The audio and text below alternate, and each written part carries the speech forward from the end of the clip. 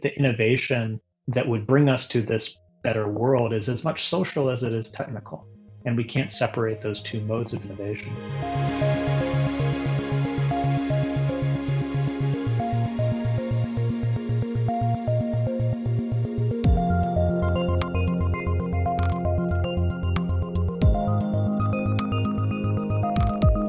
Hello and welcome to Tech Won't Save Us, a podcast that's always trying to think about ways that we can make technology to better serve the public good and our social goals.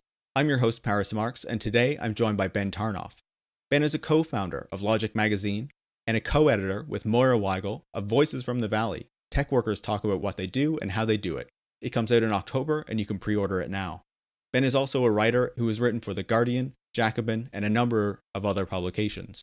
In our conversation, we talk about different ways of developing technology that would better serve the public good and how those can be informed by struggles and actions taken in the past. We also discuss a bit about how tech workers have been organizing in recent years and what that might mean with the election in the United States in November. If you like our conversation, please leave a 5-star review on Apple Podcasts and make sure to share the podcast with any friends or colleagues who you think would find it interesting. And if you want to support the work that I put into making the show, you can go to patreon.com/techwon'tsaveus and become a supporter. Enjoy the conversation. Ben, welcome to Tech Won't Save Us. Hey, Paris, thanks for having me. So obviously I wanted to speak with you because you have this really great perspective on technology, the future of technology, and also how we can draw inspiration from the past and really learn from, a wide range of history that isn't just necessarily focused on tech. And so some of what you've written focuses on the Luddites. I was hoping you could start by explaining who the Luddites were and what are the misconceptions that we often have about them today. Yeah, thanks. That's a great question. So the Luddites were a group of English textile workers who in the early 19th century smashed machinery, destroyed raw material, and targeted the property of their employers in order to protest their working conditions and in particular their displacement from their jobs because of new machinery. And it's an interesting historical phenomenon. E.P. Thompson, in The Making of the English Working Class, looks at the Luddites as a kind of bridge phenomenon between the radicalism that emerges in England in response to the French Revolution and the later emergence of Chartism and the kind of proper working class movement. Eric Hobsbawm memorably calls Luddism collective bargaining by riot. So in the period before the emergence of legal trade unionism, because this is a period where trade unions are outlawed, one of the ways to extract concessions from employers and the state was to destroy property. This is something that may come as somewhat of a surprise to many liberals and conservatives today who I think have kind of deluded themselves into believing a certain kind of sanitized, partial version of the civil rights movement story and suppose that property damage has never had anything to do with progressive social change. Of course, history shows something very different. So broadly, that's who the Luddites were. I think, their reputation, apart from the actual historical experience, their reputation today, of course, is a group of people who were anti-technology. And this is how the term is used colloquially today. Luddism is someone who hates technology. It's important to point to the history to show that, in fact, they were not against technology in the abstract. Technology in the abstract, in fact, doesn't really exist. They were opposed to particular technologies which embodied particular social relations. And those social relations were destroying their livelihoods, were immiserating their communities. And so they fought back. And an important misconception to speak to, in addition to the fact that they weren't just purely anti-technology, is that in many cases they were successful.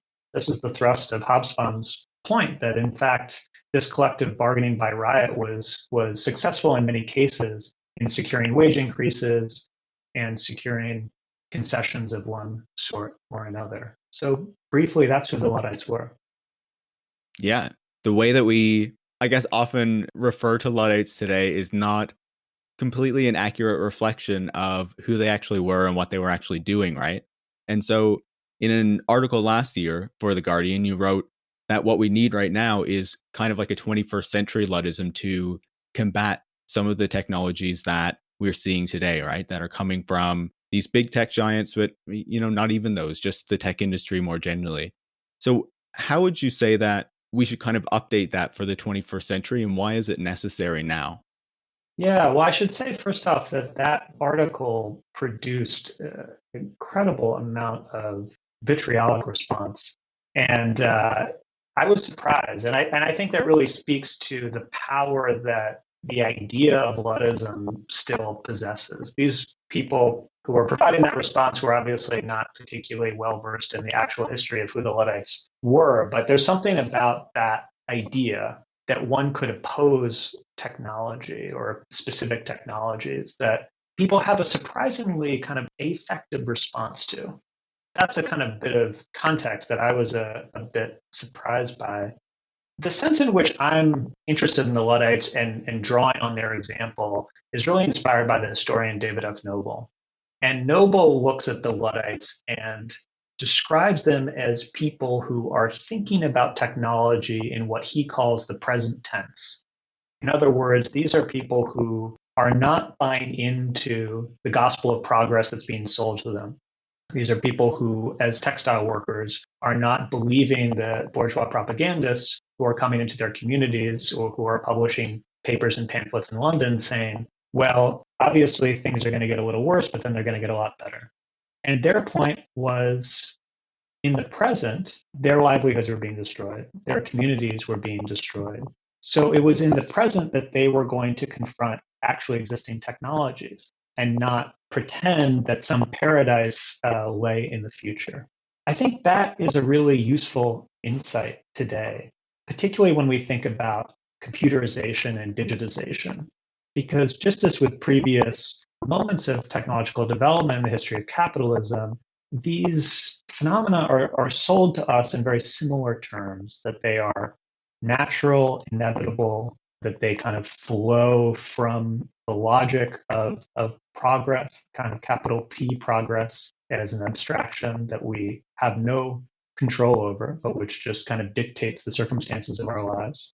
And that while they may cause dislocations for some in the present tense, in fact, the important point is to put those aside and to think about all of the different advantages that they will bring in the near and the far future. And I think it's a really important narrative to challenge. I think on two counts. The first is the notion of the inevitability of a particular path of technological development.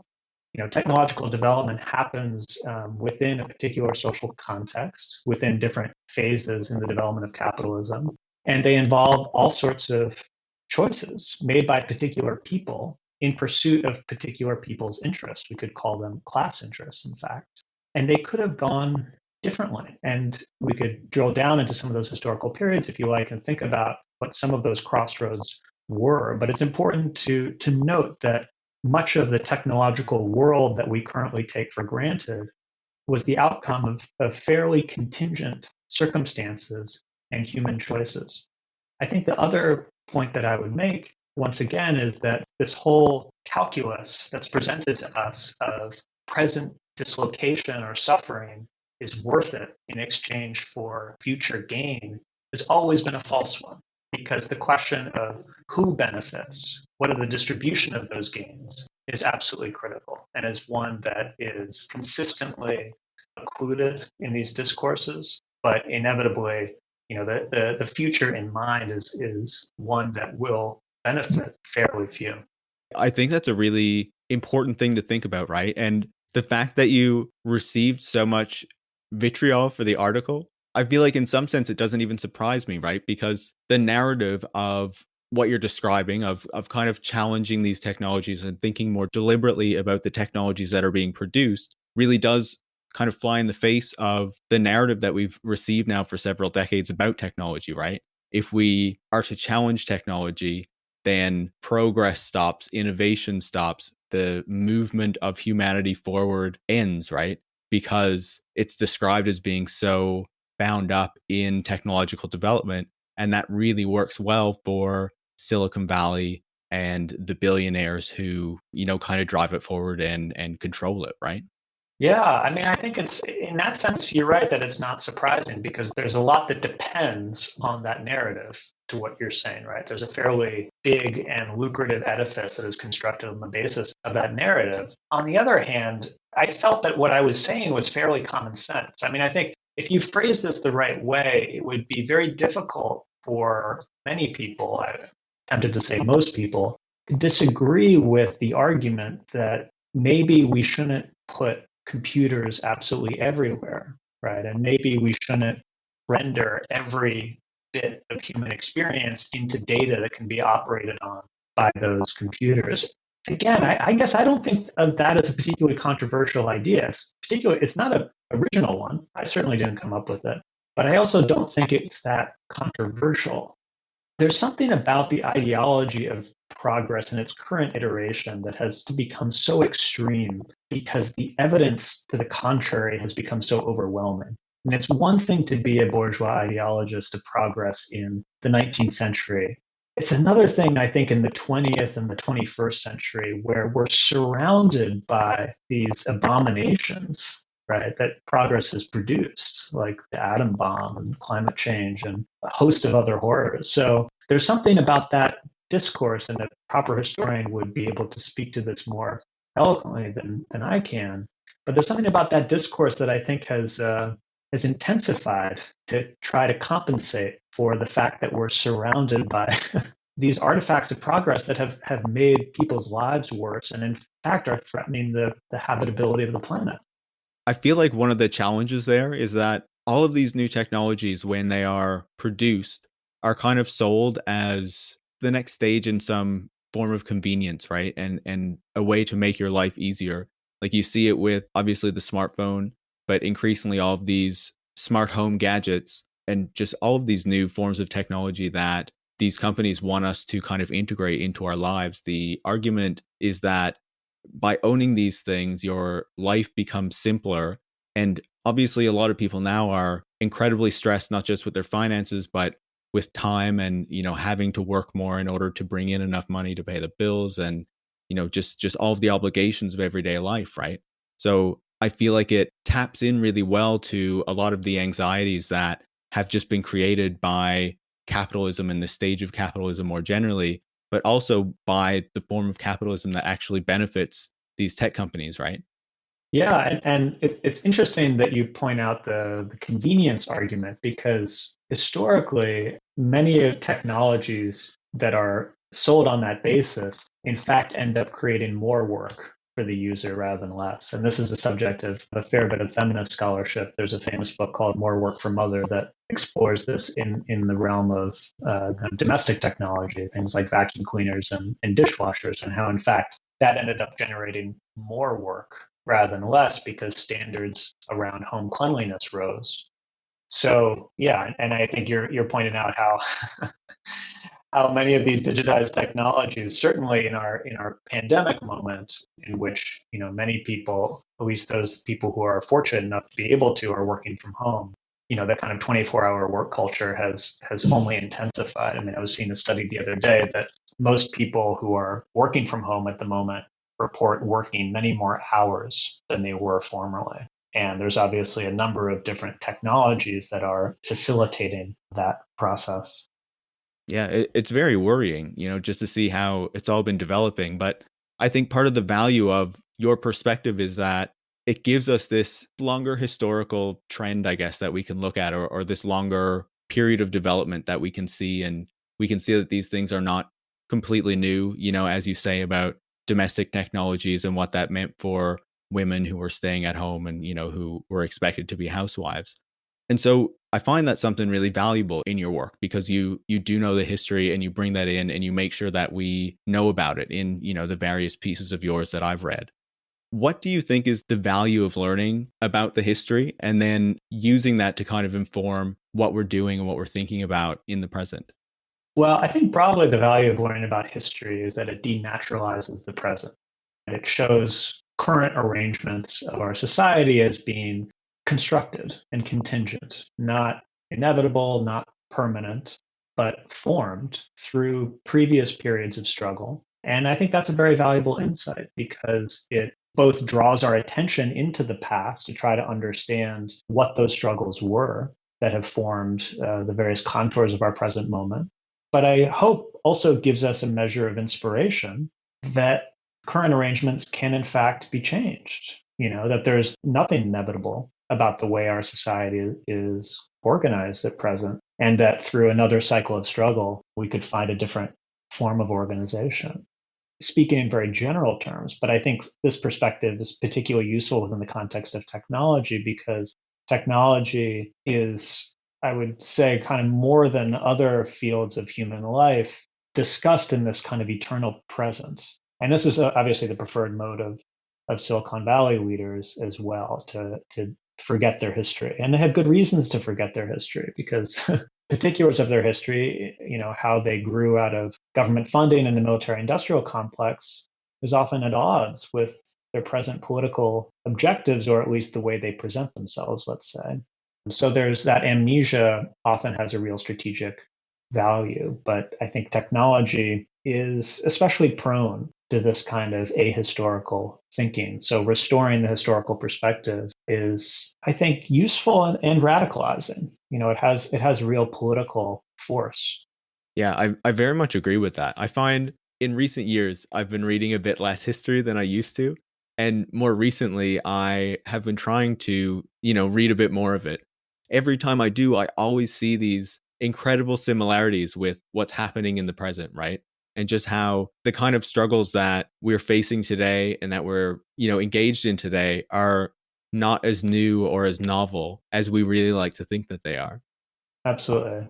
Every conjuncture is different, so we have to do the hard work of undertaking that analysis and trying to understand as precisely as possible where the obstacles are, where the opportunities are. But we're blessed to have this history that we can consult and draw inspiration from and draw guidance from. And in the realm of thinking about technology, to bring us back to the Luddites, that's an important example to look to. These are people who are acute technological thinkers who are trying to articulate a theory of how technology should serve social ends, should serve communities, what they call commonality in one of the Luddite letters, and not just the profit motive. And I think it's a prescient critique, and it's one that we have a lot to learn from. In one of your, I guess, more recent pieces, I think it would have been last year as well, you kind of gave two historical examples through which we should see, the way that technology is developed, right? And that is the example of Manchester and the kind of industrial capitalism that, really took place in Manchester, and the worker self-management of Barcelona during the Spanish Revolution, and how that could potentially show us a different way to understand technological development and how it might be undertaken in, a different form and for different, outcomes. Did you just want to explain a bit about that example and why you think it is one that can really inform how we think about technology and not just these kind of larger stages of capitalism and I guess opposition to capitalism? Yeah, absolutely. So maybe a good place to begin would be the contradiction, as Marx and Marxists see it, between the social production of wealth and the private ownership of wealth. So, on the one hand, capitalism makes the creation of wealth a more collective process than ever before, that more and more people participate in the production of commodities. And I think that a good way to represent this visually is the factory. The factory system is generally thought to have started in Manchester. This is obviously a city that Engels spends time in and studies, and Marx studies as well. And in Manchester, in the birth of the factory system, you see for the first time large numbers of workers collected into these buildings, arrayed around various forms of machinery, organized along this elaborate division of labor. And Engels has a line in Socialism, Utopian, and Scientific where he talks about how, no single worker can point to the finished product that comes out of the industrial factory and say, I made this, this is mine, right? So it's a real contrast to a more artisanal, more craft model that precedes it. So on the one hand, wealth is being socially produced. It's being produced through the coordination of these many different labors. On the other hand, wealth is still privately owned, right? Because the wealth that all of those workers in Manchester are producing is being appropriated by the owner of that factory, men like Engels' father, which is, of course, how he kept Marx alive, and we're all very grateful for that. But that's a fundamental contradiction in how Marxists understand capitalism. I should say they see the contradiction operating within capitalism. So that's broadly what I mean by the kind of Manchester model. And my argument is that tech, which itself is a very vague term, but I take tech to be the cluster of technologies associated with the internet and with mass digitization, that tech intensifies this contradiction. On the one hand, it makes the production of wealth even more collective than before, but it preserves this principle, which is, of course, is a fundamental principle for capitalism of private ownership. So to take an example of Facebook, Facebook is a platform with more than 2 billion users. Those users contribute to the production of Facebook's wealth because their activity provides data that can be used to sell them personal advertising, which is the basis of Facebook's business model. And yet, Facebook's wealth, all of that wealth that is being produced, accrues to a small handful of individuals, right? The people who own Facebook, and principally Mark Zuckerberg, because he's managed to maintain a commanding ownership stake in Facebook, essentially making him the autocrat of Facebook's vast empire. So the contradiction is being intensified by tech. Is kind of what I propose. The Barcelona model is a different way of organizing production. Barcelona was the site of some very interesting experiments in workers' self-management during the Spanish Civil War. There have been others, of course, but the Spanish Civil War is a particularly kind of heroic and romantic period in history, so why not use that one? The kind of experiment that's occurring in Barcelona and has taken place in many other places throughout history is how might we resolve this contradiction at the heart of capitalism, right? So if this contradiction is between the social production of wealth and the private ownership of wealth, what would it mean to own that wealth socially? And then we would have the social production of wealth and the social ownership of wealth. This is an idea that appears throughout Marx's writings. It appears in the Communist Manifesto most prominently.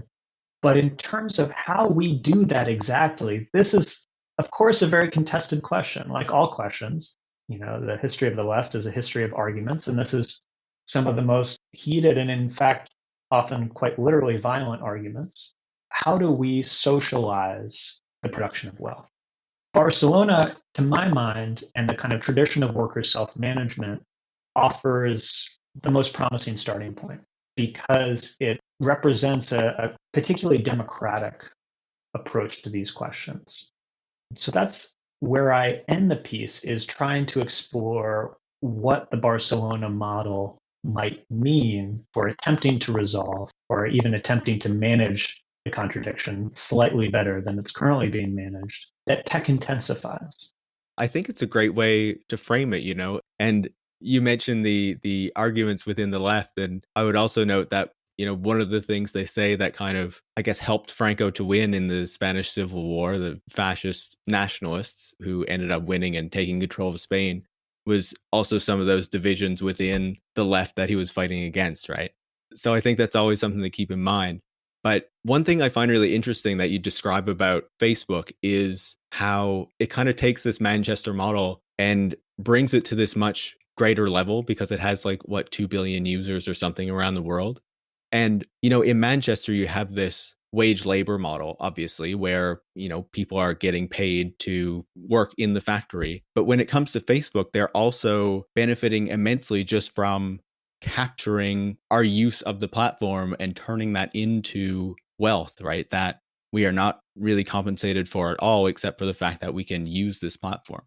Yeah, I think you're pointing to what is a subject of a lot of scholarly debate, which is when people click around on Facebook, click around on Google, should that be considered labor? I don't want to wade into that debate. I would say only that it doesn't look a lot like labor, and it's looking less and less like labor. Tiziana Terranova, who comes up with this idea, I think, of digital labor, and I would say helps start this debate, is writing at a time when these technologies hadn't quite matured yet. So she's thinking about things like AOL and volunteer moderators on AOL. Today, I think it's fair to say that there's a lot of value generating activity that just looks less and less like labor. I mean, not just activity on Facebook's platform, but an example that I provide in the piece of walking into a cafe in San Francisco and having your face recorded by a webcam that was running. This was the Brainwash Cafe, which existed in San Francisco for many years.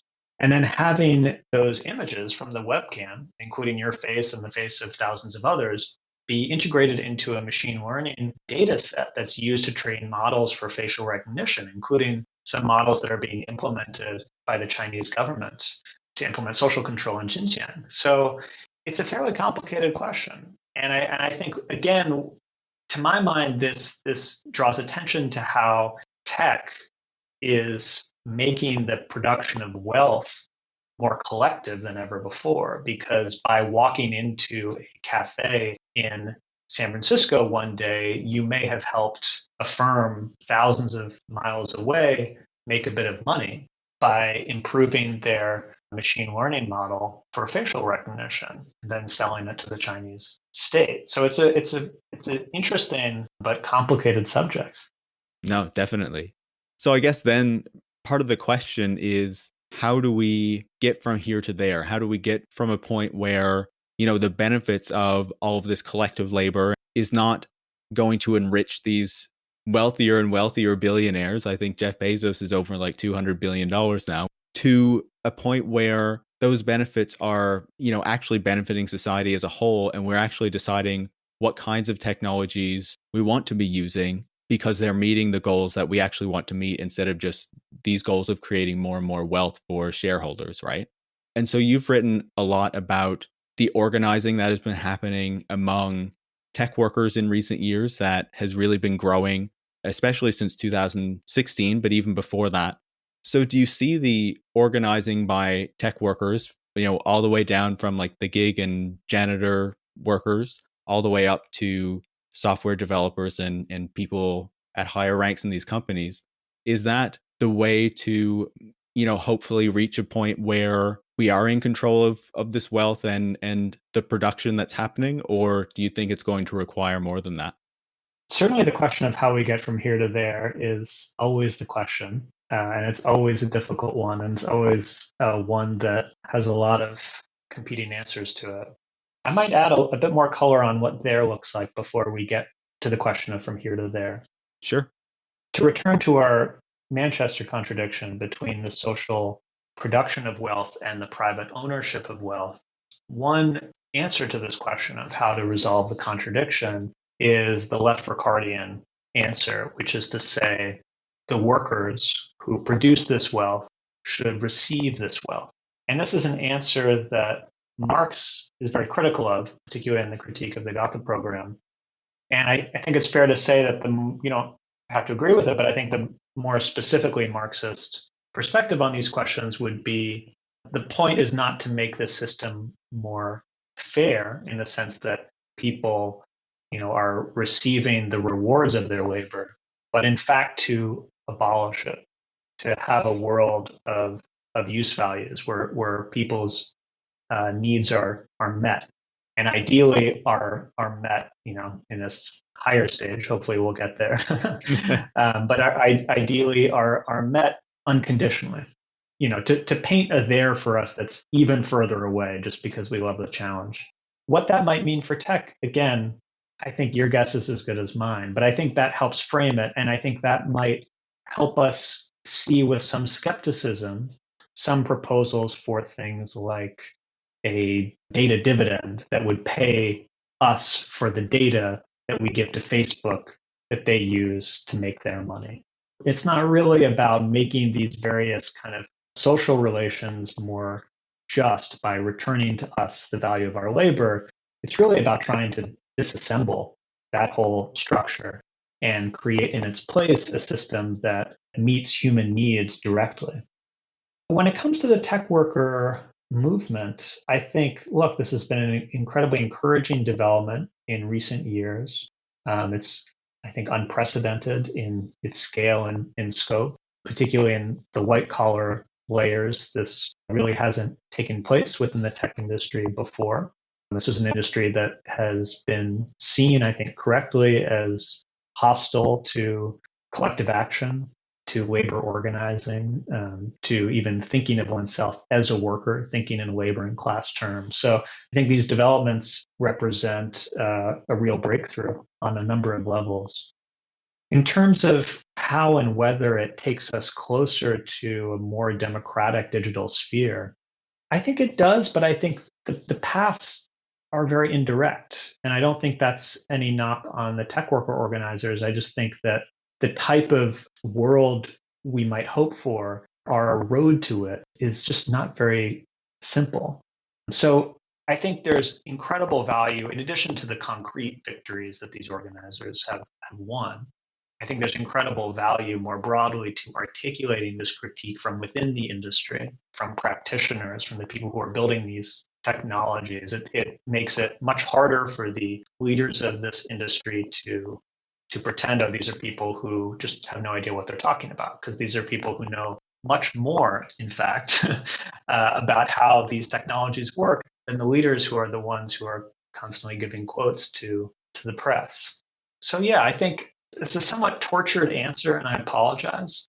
I think there's value there for the types of conversations that need to happen, the types of experiments that need to occur in order for the contours of this more democratic digital sphere to come into view. But I think it's a complicated process. It involves, let's say, moving contradictions around more than in resolving them, I would say. Maybe that's just me and my skepticism, but I think it's a long road, let's say. No, I think that makes sense. And I guess I should also note that in framing my question in that way, I wasn't trying to take away from, the organizing that's happening in tech, which I think many of us find very inspiring. On that front, I also have another question for you. It's been argued that a lot of the activism that is taking place in tech has been in response to the 2016 election of Donald Trump and opposition to him, but also to his agenda. Do you think that if Joe Biden is elected later this year and the agenda doesn't necessarily change all that much, that diminishes some of the activism that's been happening from people who saw it more as opposing, this Republican president? And then in the same way that, say, even when Obama did negative things, it wasn't focused on as much as, say, when Trump does similar things. Do you think that, I guess, has a chance to diminish what's been happening, or do you think it will continue now that it's been started and has been growing for a number of years? It's a good question. My instinct is no, in the sense that I think Trump's election, and particularly the surprise that it represented for a lot of people, I think did unquestionably supply a catalyst for these mobilizations to spread to the white collar leaders of the tech industry, and for new conversations to begin around the social impact of the technologies they were building and who they were building them for. I think now that those conversations have begun, now that those conversations have in fact been going on for years, I think they will continue to go on for years. Trump obviously provides a radicalizing context. I think this has been true not just for people in tech, but for people throughout US society. But the deep crises that he both represents and has intensified will continue under a Biden administration. So I suspect the conversations and the activity will continue as well. I think that the obstacles to organizing are likely to come from other quarters. On the one hand, there's been a wave of repression from management, prominent white collar organizers getting fired at places like Google and Amazon. That has an effect. I mean, this is why employers do things like that because I think they can intimidate people. And I think, the pandemic is another obvious piece of context here. And on the one hand, that has created an economic situation that I think understandably makes people a bit more nervous when it comes to engaging in potentially risky action. And, for a lot of white collar tech workers, they're working from home. And I think it's safe to say that this also means that it's harder to create and sustain the kind of face-to-face personal relationships that organizing is really built on. So again, I don't mean to exaggerate those challenges, and obviously the extraordinary energy and creativity of organizers can overcome those challenges. But I think that those are more likely to be the sources of difficulty rather than the changing of the guard from Trump to Biden. Yeah, no, I think that makes a lot of sense, especially when you see, I think it was just earlier today, like Amazon had this job posting for an intelligence agent or something like that to do research on labor organizers within the organization, but also hostile political figures, right? And so there has been this growing push, I guess, to look at these massive tech companies, think about breaking them up, applying other kind of antitrust and anti-competitive measures to them.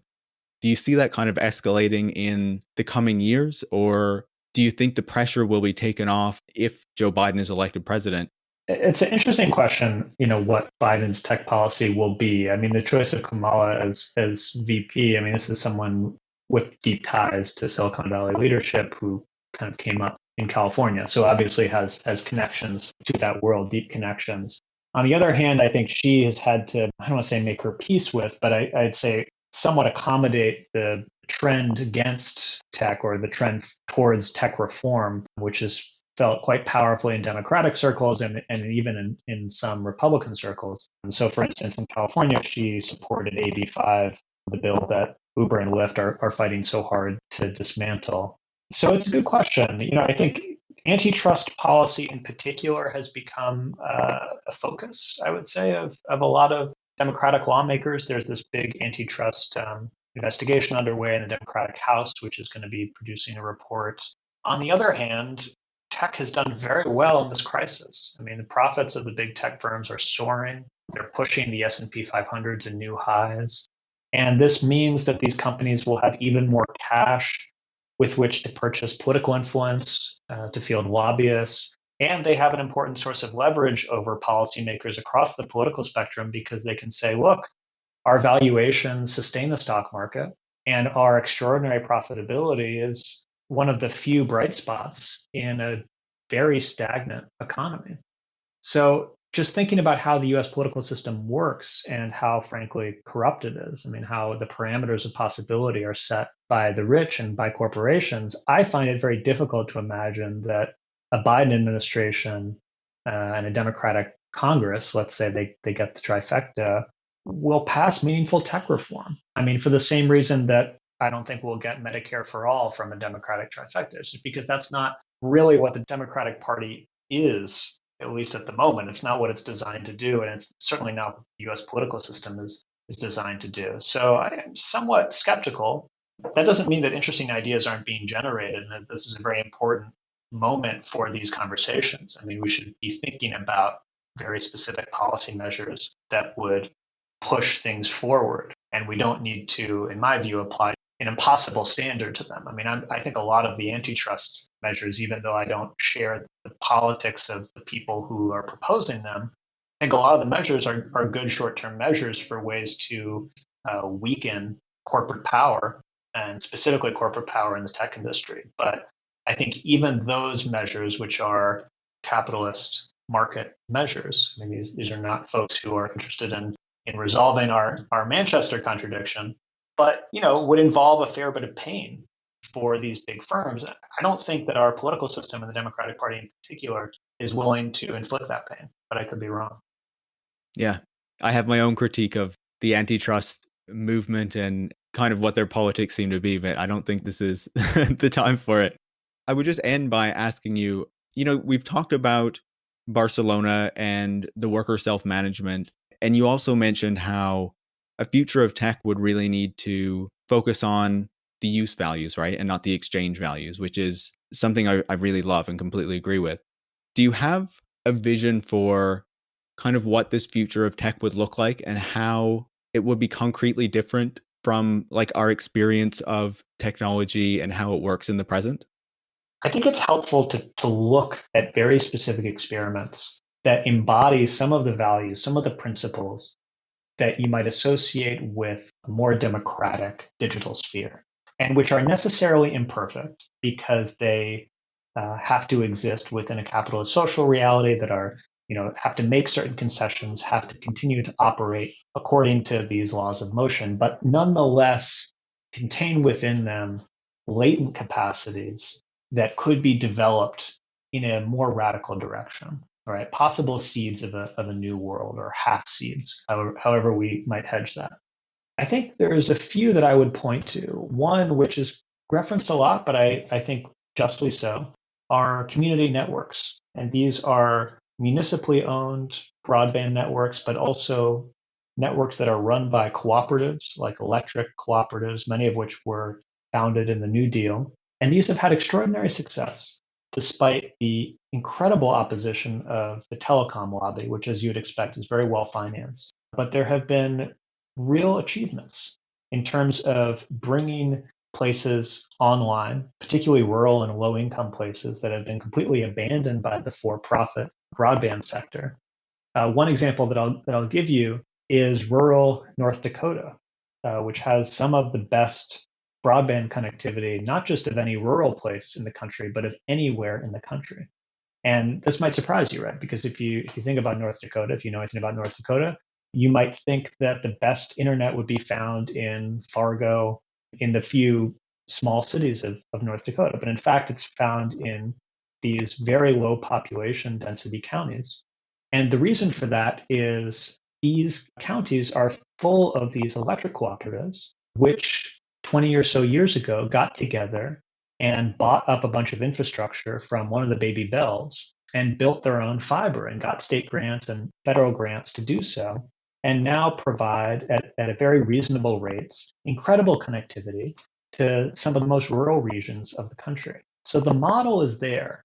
And I think what's appealing about this model is, again, in latent capacity, as a kind of kernel, these are organizations that are putting social needs over the profit motive. They have to turn a profit to survive. They are market actors. They have to continue to obey these laws of motion. But when you read about the stories of their users and the stories of the people who work for these organizations and who create these organizations, it's clear that they're trying to articulate and embody a different set of values. One where the good of the community and the good of the individuals that compose that community comes first. So I think that's an inspiring place to start. And as we move further up the stack into the so-called platforms and the application layer, I think things get a little bit more complicated. But again, we could look at a lot of different experiments up there, from platform cooperativism to the experiments that Darius Kazemi is doing with kind of small-scale social media, to a host of others. And I think, briefly, I would say what we need is more experimentation. We need people who are not just writing code, but putting together new forms of social organization around technology, because the innovation that would bring us to this better world is as much social as it is technical. And we can't separate those two modes of innovation. I love that. It's like the seeds from which, if we sow enough of them, hopefully some of them will start to grow into that new world that we want to see. I really appreciate you taking the time, Ben. It was great to speak with you. Thanks so much, Paris. This was fun. Ben Tarnoff is a co-founder of Logic Magazine and a co-editor with Moira Weigel of Voices from the Valley. Tech workers talk about what they do and how they do it from Logic Books and FSG Originals. It comes out in October and you can pre-order it now. You can follow Ben on Twitter at Ben Tarnoff. You can also follow the show at Tech Won't Save Us, and you can follow me, Paris Marx, at Paris Marx. If you liked our conversation, please leave a 5-star review on Apple Podcasts. Tech Won't Save Us is part of the Ricochet Podcast Network, a group of left-wing podcasts that are made in Canada. Thanks for listening.